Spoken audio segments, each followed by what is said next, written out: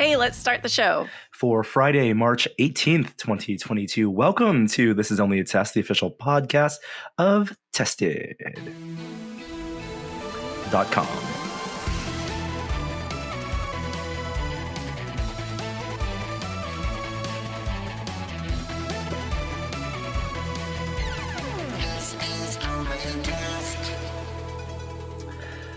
Hello and welcome to the podcast this week. I'm Norm here with not my voice modulated, but kind of modulated, naturally, organically modulated by disease.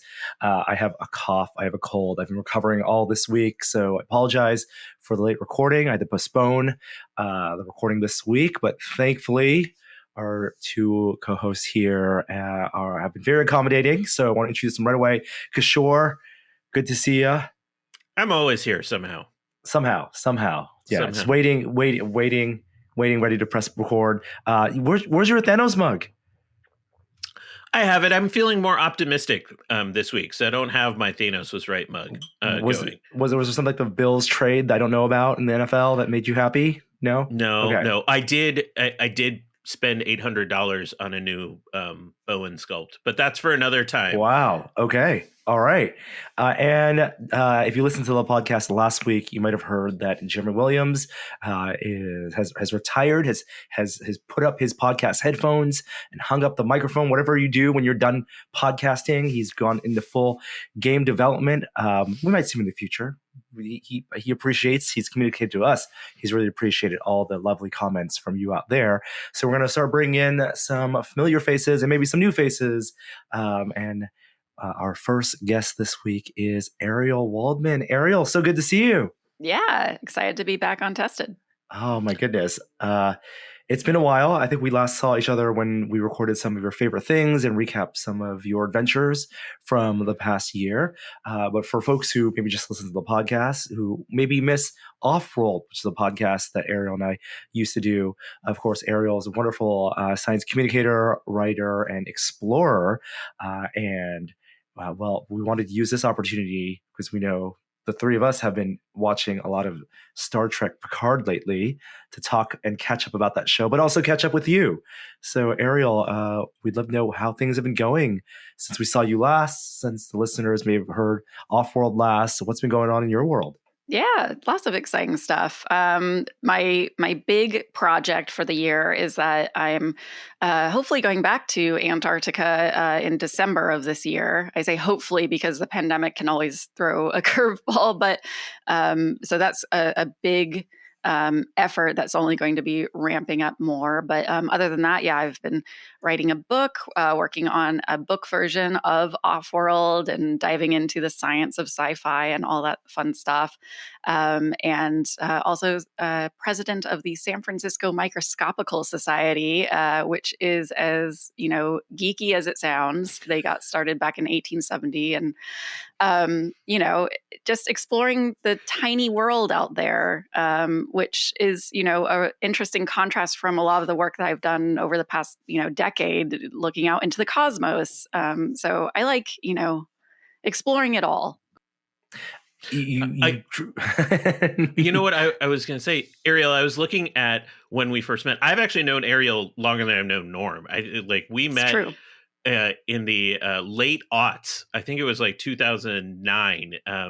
What was the name of that event? Like Sci-Bar Camp. That's what it was. Sci-Bar Camp. Sci-Bar Camp. That was 2009. And it was this sort of like collection of all of these scientists and communicators and technologists talking about like the different nerdy things they were into and doing like lightning talks, and you'd kind of go a lot of like what that kind of event represents. I feel like I've seen you sort of blossom. You followed like the rabbit holes down. So I want to follow the rabbit hole down with you because first off, you mentioned going to Antarctica again. I would think casually. Going to Antarctica once would be enough. But, again, give us a little background about like Antarctica, like question mark. And what are you doing down there? Yeah. It's funny. So when Kishore and I met at that event in 2009, I can tell you the exact moment when I was like, I'm going to be friends with that guy. we were I'm very nervous about what you're about to say. We were all, standing up and sharing our different thoughts about things. And I remember Kishore standing up at the back of the room and saying, I want us to eliminate the word the public.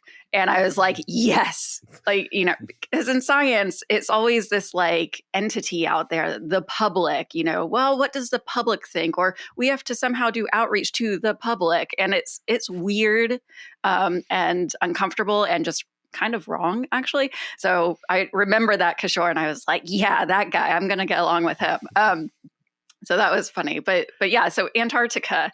So I went to Antarctica the first time to film the microscopic life under the ice because I had learned that there's actually tons of life in Antarctica. It's just invisible to the naked eye. You need a microscope to see it. And while tons of awesome scientists go down there to study all those little creepy crawlies that include tardigrades, rotifers, nematodes, those little microscopic animals, actual animals. They don't take a lot of photos or video of these creatures. And so I wanted to sort of fill that gap. And that's what my first expedition to Antarctica was all about. I was there for 5 weeks. And now I'm due to go back to Antarctica because I love it. And so this time around, I'm going to be embedded as a researcher on a team. This is the McMurdo Dry Valley's long-term ecological research group that does some of the most, far-ranging observations of the environment in Antarctica and are able to tell us, temperature changes and water changes and soil changes. So I'm going to be going down there with the soils team, which is led by Byron Adams. And we're going to be looking at a lot of these creatures, and I'm going to be sort of helping the research effort. But it's also my hope to film a bit of a documentary while I'm down there. So hopefully it'll be a dual parter of me doing research and filming myself, possibly even working with Tested's Joey on that filming. He won't be coming with me, but I have enlisted his help, hopefully to help direct me from afar. So we'll be doing some remote directing stuff. And yeah, it'll be great. I guess, what I was told when I went to Antarctica is that no one ever goes to Antarctica twice. Huh? You either go once and you're like, I did it. That was great. Not ever going to go again. Not my thing. Or you become addicted to it and you just go all the time. So this will be my second time going. And hopefully that my second time also won't be my last because I'm kind of addicted to it. Oh, it's amazing. And we've talked, when we've guested on the podcast and before about what life is like living there and how living on that base is, it's at the same time remote because you are disconnected in some ways, from your normal life for over a month, but there's a whole community there, there's amenities, and it really is for fans of science fiction and Star Trek to bring it back like the closest we can imagine to, going on a space expedition and living on a star base. How do you pack? How do you think about packing for it? Obviously you have limited load capacity, you have specific goals you want to do. Like, what is that like? Packing is definitely difficult, and I would be lying if I didn't say that it's sort of in the back of my mind throughout the year now of like, ooh, remember this, and ooh, don't forget that. So typically you're allowed only 85 pounds of stuff to go down. When I went, I was allotted an extra 100 pounds of gear so that I could take this microscope behind me and a lot of supplies related to it.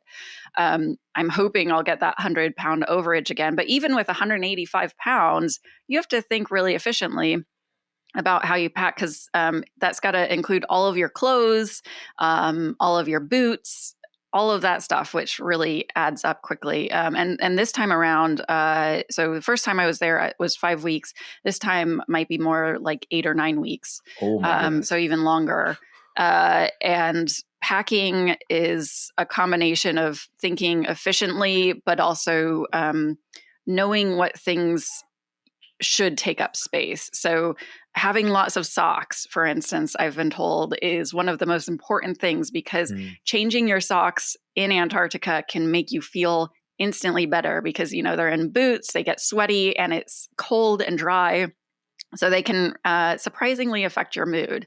Other things, I've learned are that like I bring a lacrosse ball so that I can roll out my feet and I don't get plantar fasciitis from like stepping in all these like huge boots around everywhere. But there's also small things like I think when I first went there, I had a little vial of like just lavender, just so I could have like nice smells while I was there. Antarctica, on one hand, is this place that has some of the freshest air in the entire world, which you think, oh, that's amazing.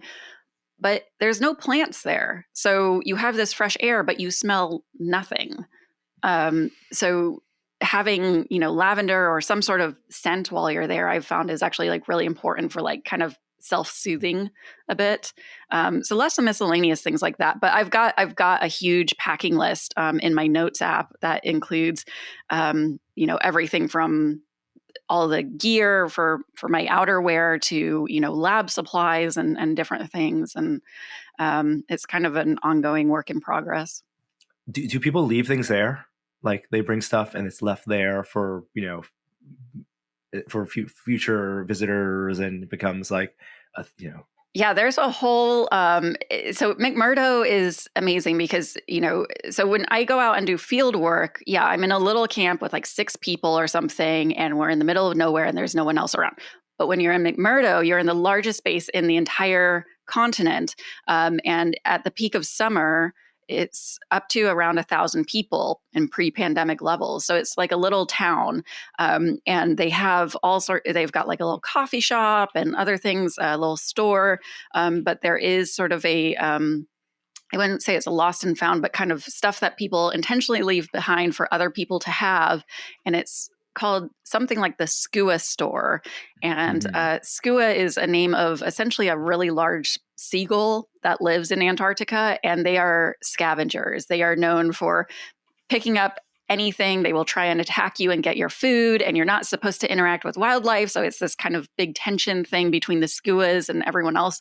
So the Skua store is kind of the, scavenger store of things that people leave behind for others. And some of the most prime products, I guess, that you'll find are from people who winter over in Antarctica, because those people are spending 6+ months in Antarctica, and it's really locked down. In the winter in Antarctica, there's many days where you cannot leave your dorm room because the weather outside's so bad. So a lot of the people who winter over have video games and all sorts of like stuff that's like way more industrious than the people like me who come during the summer. So I got addicted to a couple people that wintered there that would do TikToks, like, pretty much every day. But also they were there, during the summer months. And if you're going in December, you're going during a time when it's going to be daylight nearly 24 hours, right? Entirely 24 hours. It's weird. So, it's funny because the entire site, it's a government site still, it's all government operated. So you would think they would have these amazing blackout curtains, but really people just put foil over their windows. So as you're walking around the dorms, there's just foil over windows. And I thought that was, I'm used to government facilities and things not being perfect, but you would think they would invest in blackout curtains, but they don't. So people cope, in McMurdo, there's a lot of buildings. So you're, either in an office building or you're in the galley eating or you're in your dorm.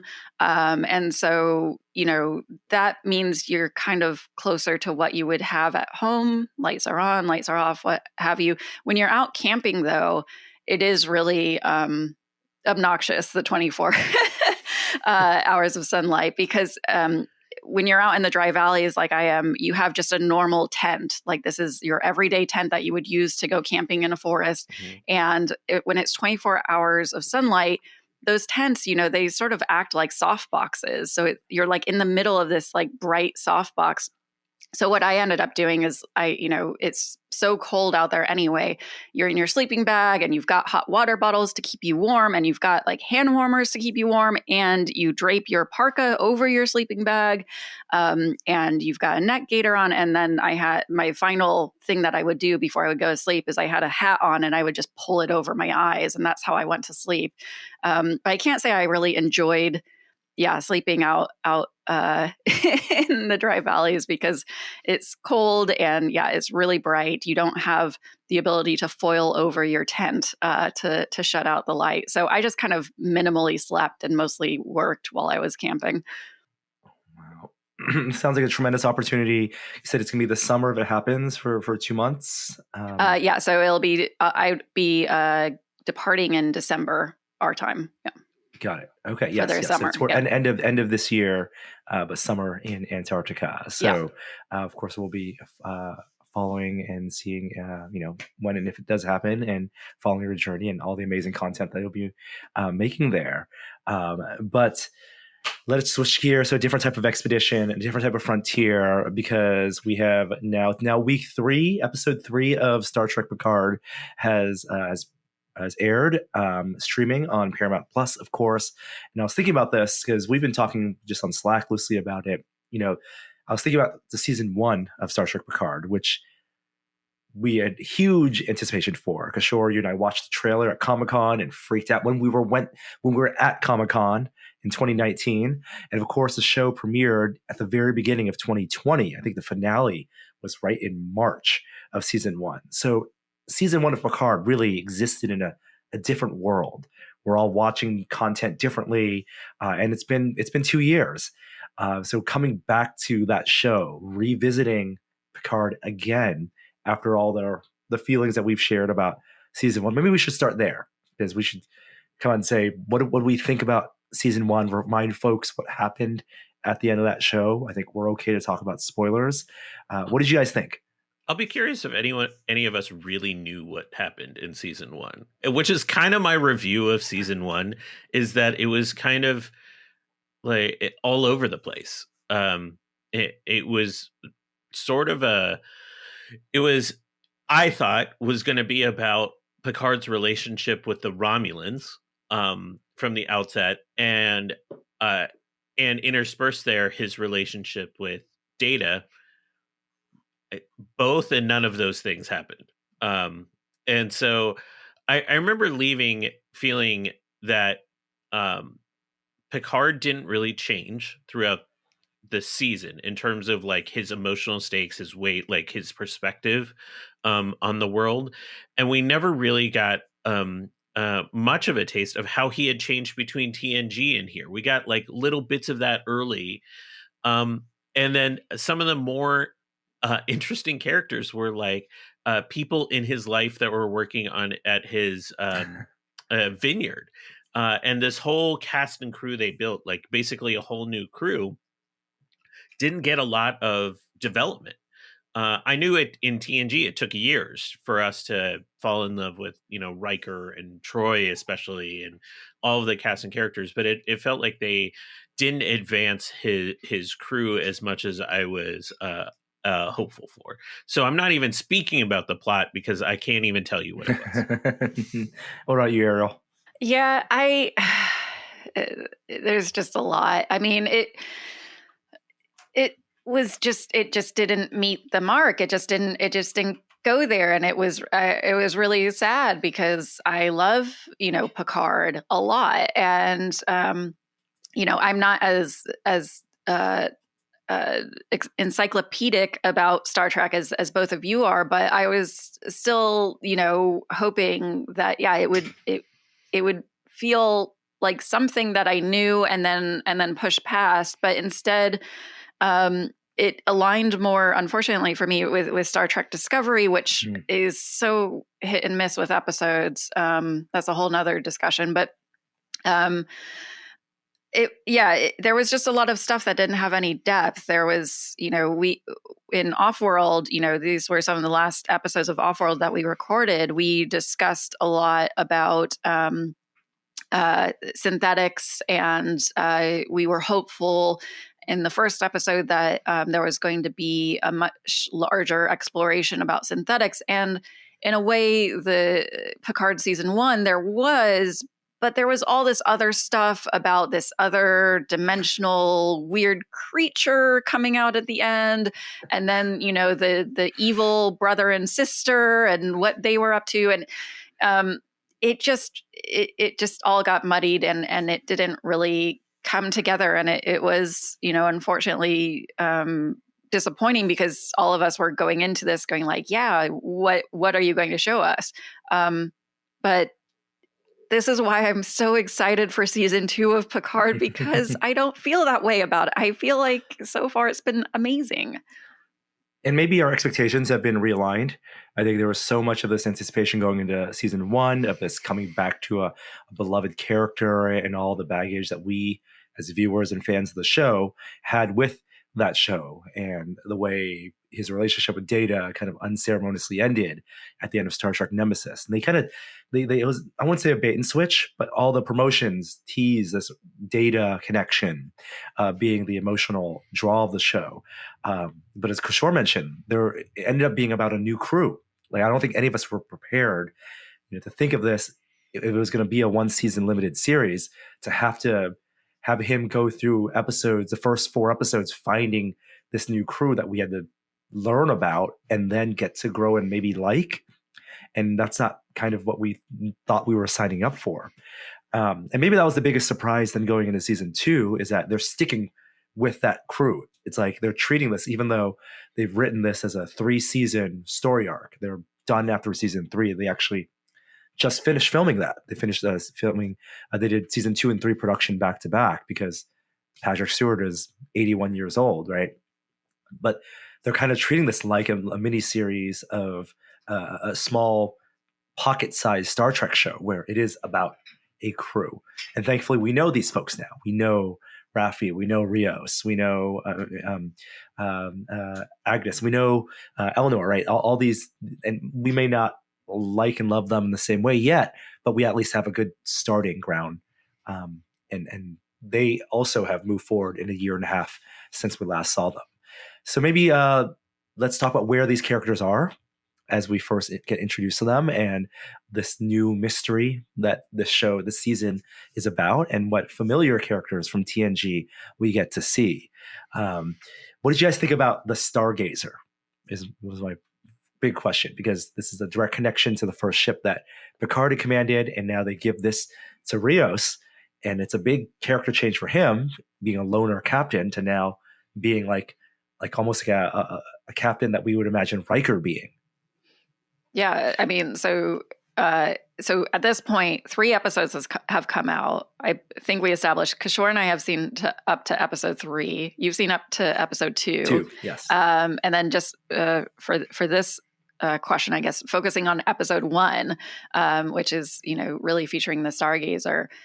It felt like I was really excited because, after season 1 of Picard, I was going into it going like, well, I don't know, but I still want to watch it. And I love Patrick Stewart. So, he has my heart. But episode 1 of season 2 just felt like returning to an old book that I used to enjoy. It gave me those TNG feels, which I guess makes all of us old, but it was enjoyable. And, seeing the sort of TNG outfits and seeing the interfaces on the spaceship, it was just like, this is what, Star Trek looks like after years of Kirk and Discovery and all the other franchises over the last few years. It was nice to see something that was recognizable to me and my era.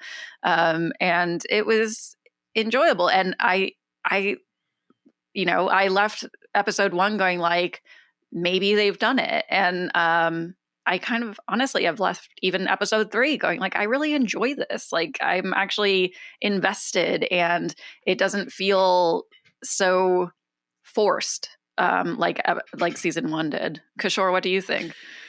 Yeah, I agree. It had the beats of a part 1 of a TNG episode. It starts off with like an admiral. This time Picard is that admiral, but it starts off with an admiral.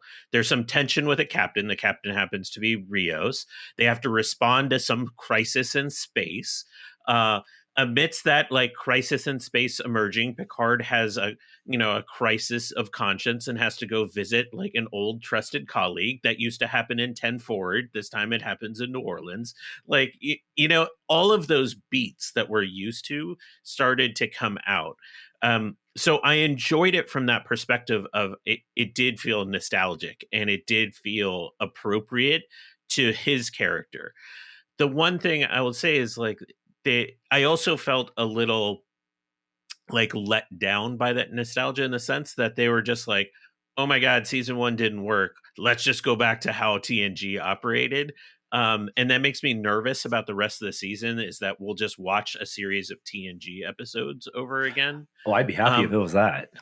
Yeah, I mean, but at the same time, like, that's not interesting. Like, we got 7 seasons, 8 seasons of that, 7 seasons of that. Like, we know what that is. And I agree with using that storytelling arc, because that's how we know the character of Picard. So it makes sense for him in some level. But there are all these new characters too. And I don't want to transform these new characters into like, oh, you're new Riker. Oh, you're new Troy. Oh, you're new like Worf. And they're not, because they have very different character archetypes than some of those, and they have their different complexities. So I'm a little like just nervous about how this story will manage. I will say it's much clearer. It is like there is one thing going on. There's like twists and turns around it, but there's only one thing going on, and there's one villain and a very kind of familiar TNG trope driving the story. And I'm not going to spoil anything by just saying like it is a classic Star Trek trope that we're like following through. What I'll be really interested to see is how they handle this with so much more time. I'm used to seeing this in the context of like 2 or 3 episodes at most. They're now doing it as like a 10 episode kind of arc. Or is it 10 or is it 8? It might be 8. Yeah.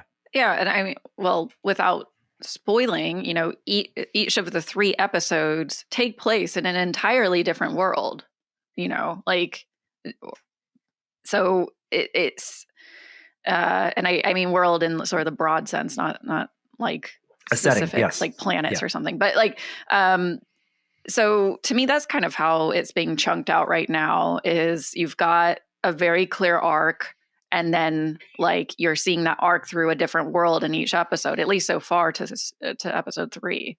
I'm more excited and positive about it, I think, sure, than you. I think you're a little bit more trepidatious. But I think the clarity just makes me able to enjoy it that much more. And the fact that there are many familiar elements thrown in, but enough new ones where I'm not getting the sense of like, oh, you're Riker, oh, you're so and so. So I feel like it actually has achieved like that good balance of taking the parts that you love, and then seeing them through. But it is that clarity of a plot and knowing what you're invested in, rather than being sort of scattered like last season, that I think really is making this a successful season so far. Yeah, and we had talked a little bit about this with season 1, and some of the jarring aspects was just the way it was filmed. It was very filmic, right? It's a very cinematic style, very modern style. And maybe when we think about Picard and we think about the Next Generation setting, we maybe think more about the 90s era of television with carpeted floors and hallway conversations, something that fits in a 45-minute serialized format, which the Orville, for example, does really well. But this still very, very much in line with the other Star Trek shows, live action ones on Paramount Plus, like Star Trek Discovery, is filmed in a very modern way. So even that opening, when they're in this crisis mode on the Stargazer. It's very sleek. It's very Dutch angles and quick shots, and I'm okay with that because I know that's my expectation now. They did spend a ton of money, they felt like, on this first episode with bringing back the familiar, with a whole ship, with the bridge of this, of the CG of this armada coming in and encountering just all this the anomaly. nacelles. Yeah, just all the nacelles, quad nacelles. And even before they get on the Stargazer, when they're on Earth with Starfleet Academy in San Francisco, and the growth of Picard now being the Admiral and the Chancellor, and revisiting that, and it felt a little bit of the 2009 J.J. Abrams Star Trek movie had a lot of that, the graduation day in that movie with the cadets being assigned to their ships. That felt very comforting and familiar. I love the uniforms. I love more of the positive side of the Federation and less of the Federation as the covert ops and the sneaky backstabbing side that we saw in season 1. Yeah, although things progress. Like, okay. Well, I mean, you've seen episode 2. Yes. So let's dive in. Let's dive into the spoilers. Yeah, can I say my favorite spoiler part from episode 1? So if you're listening and you haven't seen it, go. So from the trailer, we saw Q, and my favorite line in their interaction is when Q's doing the typical Q thing with Picard, like jerking him around, and then Picard looks at him and says, "Q, you're not well." And I thought that was like a beautiful way to take their relationship and turn it a little bit. That will be like the underpinning of what's happening in this arc of story. I loved it, and that actually hooked me into what this story is about. I did find it funny. Again, this is a thing about the end of episode 1, that at the end they're like, "Hey, this is what Q looked like way back when," and then he snaps, and now he's him. I'm like, really, you've really felt like we wouldn't recognize him like when he's older? I mean, both him and Guinan. I think they both had to have these one lines of the canonical explanation of why the actors are now age appropriate, right? Guinan's like, "Oh, humans don't want to be reminded of the mortality, so I will age myself up to make them comfortable." And Q is like, "I'm going to catch up with you because they can't spend the money on de-aging Jean Delancey for however many episodes." Well, I'm glad they didn't, because that's always like awkward and never done well. So, kudos for not doing that. I don't know if I guess, I don't want to give spoilers. Feel free. I think we're clear. We're in spoiler territory. Okay, we're in spoiler mode. All right. Yes, we're halfway. Okay, I'll give light. Don't spoil anything from episode 3 since Norm hasn't seen it. Thank you. So I just want to talk about references without exact spoilers. So totally love, to me, so it's like you've got Star Trek TNG, and then you have references coming in that are like super Starship Troopers, super Back to the Future. And then Norm told me that the director for episode 3 is Leah Thompson from Back to the Future, which explains that, like, blew my mind, because I was thinking, going like, "Oh, this is great. It's so Back to the Future." And then I didn't even know she directed that. So it all makes sense. Hey everyone, before we continue on this week, I want to let you know that This Is Only a Test is made possible this week from the Stack Overflow podcast, which you should check out. Wondering which skills you need to break into the world of technology or level up as a developer? Curious about how the tools and framework you use every day were created? The Stack Overflow podcast is your resource for tough coding questions and your home for candid conversations with guests from leading tech companies about the art and practice of programming. For 13 years, the Stack Overflow podcast has been exploring what it means to be a developer and how the art and practice of software programming is changing our world, as I'm sure it has been changing in their industry as well. The show dives into topics that matter from a listenership of developers, tech enthusiasts, and educators of all stages of their careers at this moment, and provides tangible tools and conversations about the infrastructure in tech right now. With new episodes twice a week, the show dives into topics like Web3, code security, cloud infrastructure, and how AI can solve real-world problems, and more. Listen at stackoverflow.com/podcasts or at any major podcast platform. Now back to the show. As Ariel mentioned, Leah Thompson from Back to the Future directed both episodes 3 and 4. And I guess the big reveal is that time travel is involved. So Kishore, when you say that time travel is a trope or a classic Star Trek trope, that's what's being used. Yeah, and it's being used in the context of a classic TNG episode where somebody goes back in time, alters something, and that affects the future. So they have to go back in time to address it, which is like the plot of First Contact. It's a plot of so many different TNG episodes, even like Deep Space Nine, Discovery. Like everyone has done. It's a common time travel thing.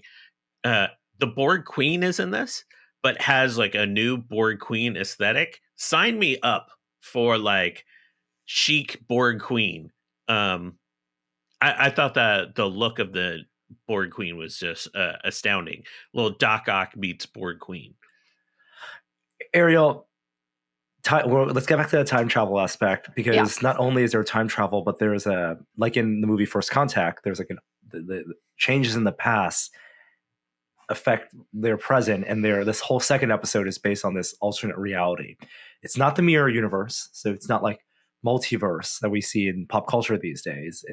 They explicitly say this reality, but the past has been changed. What did you think about the whole second episode with it kind of being like a mirror universe, but also, I guess, having more impact because it is their reality?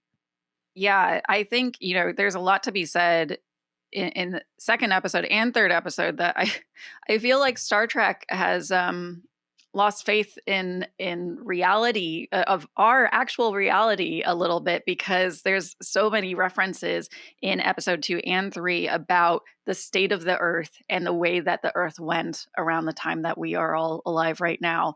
And so in episode 2, the most striking thing, and I don't know if Kishore had already mentioned this, was the technology that's surrounding the Earth, that you can see parts of the Earth are filled with this brown, gaseous, dirt, cloud, brown clouds, essentially, in episode 2. And there were sirens going off, and you see this sort of electronic fence around the Earth, and you're able to see how they're clearing out parts of this electronic fence and making the skies clear. But in other parts of the Earth, it's all these brown clouds. And I found that so captivating, because instantly I was like, is that climate change? And I was like, yeah, yes, it is. And so the fact that they're showing this, and it's interesting, a way of saying, okay, Earth isn't totally dead, but it's on life support. And they decided just to put Band-Aids on it rather than to fix it systemically, was just really fascinating. I wonder how heavy-handed they're going to be with that. As we, Norm, this isn't surprising. You can see the storyline going that they have to go to this specific point in the past. Point in time, yes, 2024. Yeah, I wonder how much they're really going to lay on thick with the remaining episodes, their commentary about our current, using like a very near future as an allegory. Yeah, I mean, Star Trek has always been about that, and I'm okay for Star Trek to be about that. I'm not going to get too stuck on like how this connects with the past historical, Star Trek canon of what the human development was like, because, in Star Trek storytelling, there was a World War III, and even the movie First Contact, Earth was in shambles and disarray until they met the Vulcans, until, what set off the utopia, the Federation, was humans discovering that we're not alone, this connection that we found with alien races. And so I'm curious what they will lock in as to the pivot point, this turning point in history that diverge, with humanity being very antagonistic versus the path that we know it to be in Star Trek. It was interesting, though, that they had a little fun with, while going over the top with that dystopian, 25th century, with Picard's role in that, and the General Picard, and kind of like very, very on the nose with like the ship, right? What was it, like the CSS, like warp destroyer or something? Mm-hmm. It was very, very pointed. Although I did love his collection of skulls, which were all little Easter eggs. Right. Yeah. And that's the sort of like knowledge that I don't necessarily have. But, it was, going back to season 1 and how they got Patrick Stewart to join Star Trek again in the first place. Kishore, I remember, had mentioned that Patrick Stewart in interviews said that what compelled him was the fact that, it mirrored Brexit, and he wanted to tell a compelling story about Brexit. And so going based off of that, to me, season 2 is like, okay, fast forward. How far can Brexit and things like it that are going on planet Earth today go? So I kind of am looking through everything with that lens of Patrick Stewart wanting to tell a story about what do things like Brexit and the rise of authoritarianism in other parts of the world, what does that have to do with where things can go? Yeah, Star Trek has always been political in that way. I guess skulls on a stick is, one possibility. Kishore, any of your favorite skulls on a stick that you wanted to shout out? Dukat, for me, because DS9 was my favorite Trek. I know that's not everyone's favorite Trek. So that was, a really nice callback. How about you? General Martok, the Klingon. Oh, sure. I mean, like, they had a lot of DS9 references. The Grand Nagus, the Ferengi, which has caused some debate on the forums about whether there are bones inside Ferengi ears or it's supposed to be just cartilage. And Neville Page, the character designer who modeled this, who said they did the research. There are in fact creatures on Earth for whom underneath the cartilage is bone structure. So they're referencing real world anatomy. Science. You would think Umox wouldn't work well on bones. No, boy, sure. And of course, I don't know if they're going to return to this alternate future, this dark future. It's not very clearly not the Mirror Universe, because it's not the Terran Empire. They're called the Confederation. Very interesting to see the crew that they've brought back in their fish out of water roles, with Seven having fun. They're having fun with Seven being the president of this Earth, and Raffi and Elnor and stuff. But it really does feel like it's this amazing outfit worn by Seven, by the way. Yes. Yeah, the tailoring on that, on her presidential uniform. She's my MVP so far, by the way. I think she is acting the crap out in these first 3 episodes. I think she's been spectacular. I agree. There's a lot of acting going on in many different directions. Yeah. That is the best review of the first 3 episodes I think I've heard. With the Borg Queen that you mentioned, Kishore, I haven't seen episode 3 yet, so I don't know how she plays into it. But my fear is that it goes back into a standard storytelling trope of this enemy being an ally. And will she betray them? Will she not betray them? But having the Borg Queen kind of tag along for this adventure feels almost like beneath the Borg Queen as a character. No spoilers? You guys won't say anything? No comment is what I have to say. I mean, everything that's good and bad about TNG storylines is coming through. That's what I'll say to you. Why don't we wrap things up with predictions and hopes and fears for the rest of the season? I want to see more encounters between old Picard and old Q.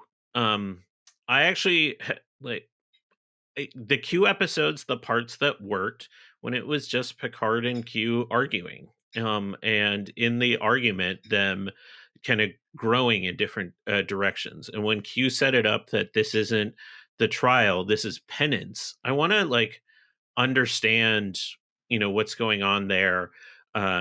Why Q is so angry But I don't think he's just angry. He actually sees Picard as uh, a vector of hope for himself. So I want to see more of them together. They're great actors and they play off each other incredibly well. Yeah, I think there's so much to dive into. I'm really enjoying it so far. I am personally enjoying how Star Trek is holding up a mirror to our actual reality about referencing climate change and referencing that we're there's a mention in episode 3 about oh, it's amazing that they clung on for so long without collapsing, or before they collapsed. It's like, how were they able to hold it together as a society when things were like this problematic?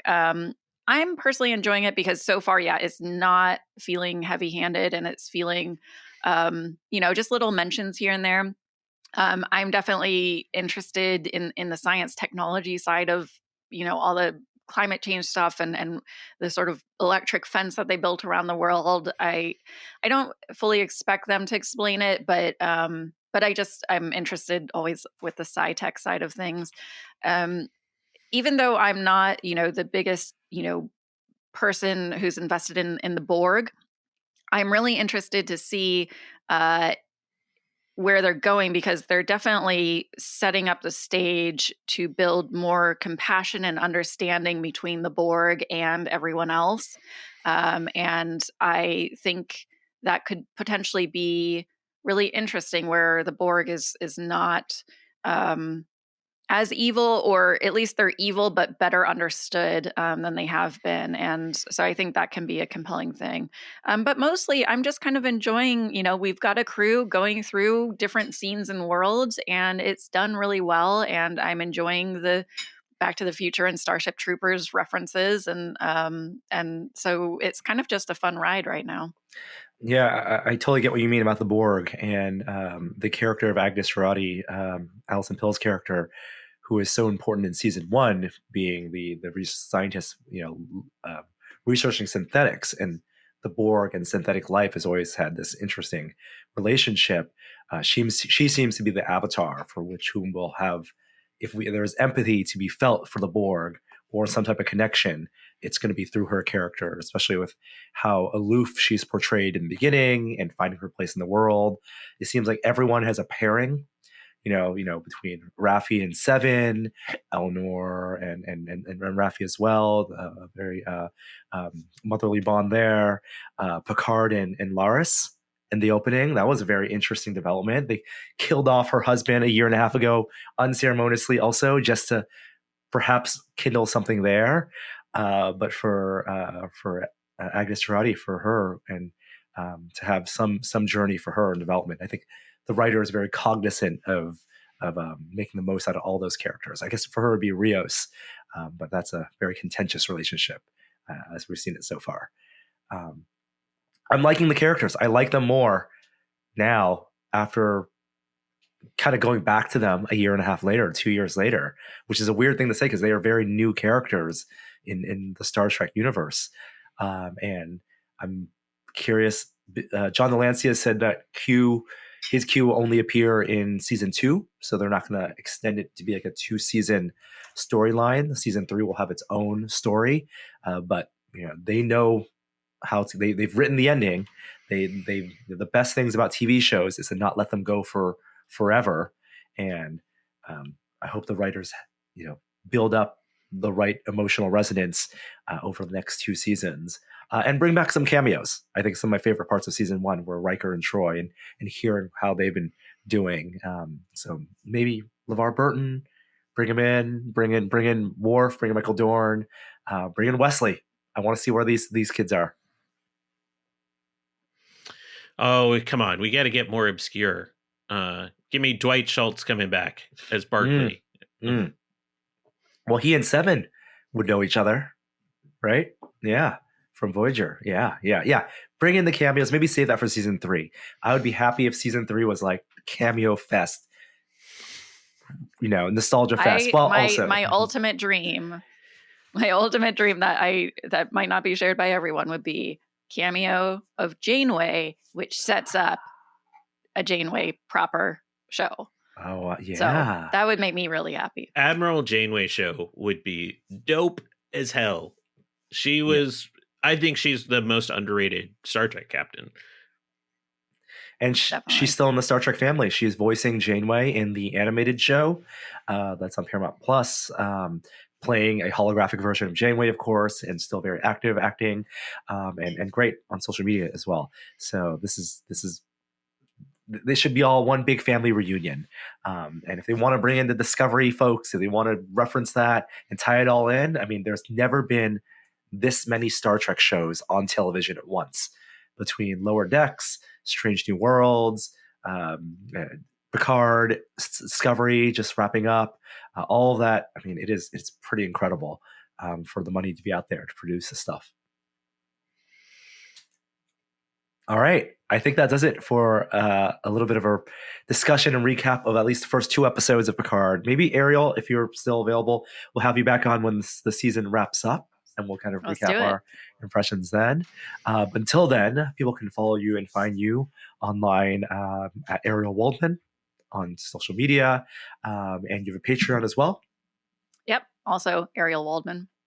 And you can get some really great tardigrade paraphernalia and stuff. I've got these cute little tardigrade pins.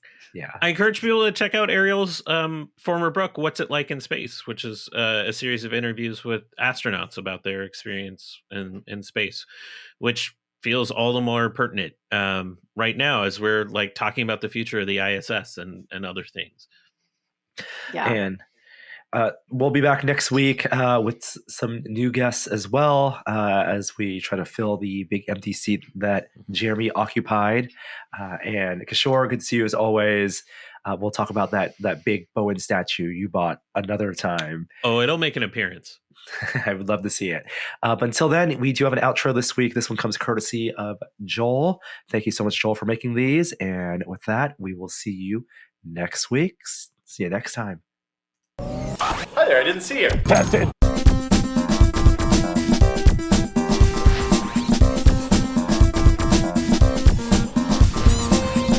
I will also say happy birthday to my wonderful wife. It's her birthday today. She does absolutely not listen to this podcast. She gets it's my dad's birthday today too, and he also does not listen to this podcast. So they share the same birthday of February 3rd. I think it popped up my Google calendar. I think they're both right in their choices.